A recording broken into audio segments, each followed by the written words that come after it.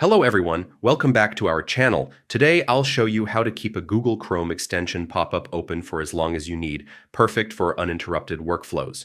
First, open your Google Chrome browser. Click the three vertical dots in the top right corner to open the Chrome menu. Next, from the drop-down menu, select Settings to open the customization panel. After that, click on Privacy and Security from the left-hand menu, then choose Site Settings.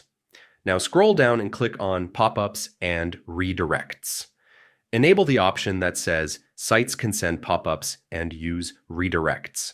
To complete the setup, make sure your extension's site is allowed under this setting. This ensures its pop-up stays open as long as needed. And that's it.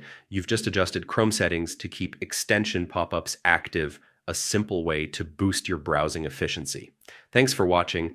Don't forget to subscribe to our channel, and I'll see you in the next video.